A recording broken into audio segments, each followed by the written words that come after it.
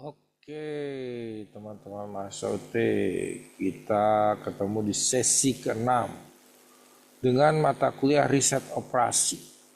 Ya, kali ini kita bicara tentang penugasan dan model antrian. Tapi sebelumnya saya mau mengingatkan nih ya, untuk diskusi yang sudah diberikan di sesi sebelumnya segera diisi agar Anda tidak kehilangan kesempatan untuk mengisi. Kemudian ada tugas yang harus dikerjakan. Saya coba, ini masih banyak yang belum dikerjakan ya. Nanti hari Rabu akan saya coba selesaikan untuk tugas ya. Untuk diskusi-diskusinya coba juga selesaikan. Saya belum swipe ke belakang, belum saya ulang karena masih banyak yang belum ya. Mungkin masih ada yang tertinggal di sesi-sesi sebelumnya. Nanti akan saya coba selesaikan ya. Jadi jangan lupa bahwa ada diskusi-diskusi dan tugas yang belum Anda selesaikan gitu ya.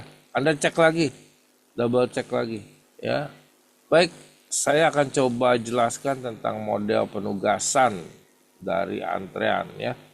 Nah ini cerita tentang antrian. Kalau Anda suka ngantri tidak? Saya suka ngantri dan saya orangnya agak segan ngantri ya. Kemarin saya ngantri bensin. Walaupun bensin udah tipis, akhirnya saya pindah pom bensin saja lah. Saya malas ngantri terlalu panjang. Kenapa? Karena makan waktu ya. Ya saya pindah. Karena mengantri itu ternyata ada tekniknya. Di teknologi saya antrian itu kalau bisa diminimalisir ya. Diminimalisir pakai apa? Pakai mobile banking misalnya ya, pakai sistem informasi mobile banking. Jadi Anda nggak usah lagi ngantri di ATM, Anda nggak usah ngantri lagi di teller. Anda pakai sistem informasi, semua transaksi dipermudah, nggak usah ngantri. Cukup pakai, jadi itu membebaskan seseorang dari antrian. Karena antrian itu punya teori yang cukup rumit dan matematis. Dilihat ya, ada rumusnya di sana. Lihat di modulnya ya, Anda cek di modulnya ada rumusnya dan Anda harus pelajari itu. Ya, karena memang antrian itu cukup rumit ya, Anda harus punya tabelnya, Anda harus coba bekerja di dalam sebuah nilai-nilai angka ya, Anda nanti pelajari angka-angkanya kenapa harus ada antrian. Secara logis antrian itu perlu dipelajari di setiap perusahaan ya, setiap perusahaan. Kalau Anda bertanya, apakah di dalam sistem informasi di teknologi itu ada antriannya, tapi karena multitaskingnya dunia IT atau dunia sistem informasi, maka antrian itu bisa diminimalisir. Ya, pada dasarnya ada antrian. Ada antrian. Kenapa? Ketika Anda transaksi atau apa, banyak penuh ya, banyak penuh antriannya. Tapi kan Anda bisa lihat, karena dia pakai server, pakai domain system, pakai segala macam, antrian bisa diminimalkan. Tapi antrian itu tetap ada. Ya, jadi Anda pelajari tentang beberapa teori antrian ya di dalamnya. Nah, ini video pendeknya, tapi hati-hati dengan model-model antrian ya, Anda pelajari dengan tepat supaya jangan tertukar ya. Ada beberapa hal yang Anda harus pelajari ya, pengertiannya seperti channel, jalurnya seperti apa. Channel itu jalur ya, jalan. Ada fase ya, pelayanan ya. Nah, secara mendasar kayak Anda masuk ke dalam sebuah antrian teller misalkan, ada fase pembayaran, fase pelayanan, ada sistem antrian secara keseluruhan ya, kegiatan pelayanan apa aja yang diberikan. Ini di logika ya, di logika dulu.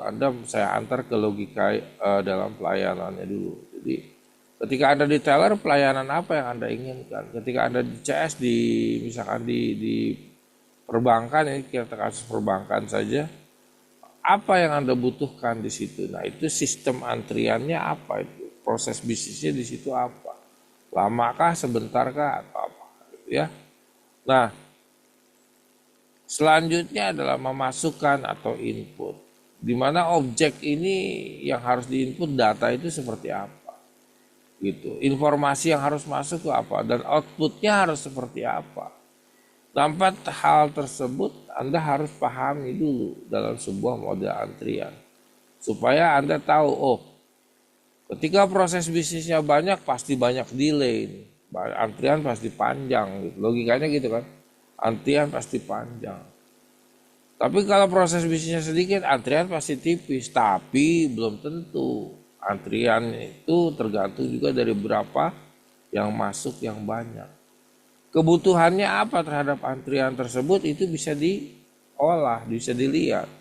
Ketika kebutuhannya itu banyak orang membutuhkan, antrian itu akan semakin panjang gitu ya. Nah, itu adalah bentuk-bentuk dari antrian ya. Secara mendasar, tapi nanti hitungannya Anda ada kolom-kolomnya Anda pelajari ya. Nah, jadi ada beberapa hal yang harus dipelajari secara spesifik ya. Nah, itu saja ini video pendek saya tentang antrian. Secara detail Anda pelajari yang ada di PowerPoint-nya, kemudian yang ada di modulnya. Baik, segini saja dulu video pendeknya. Tetap semangat belajar, sukses selalu untuk Anda.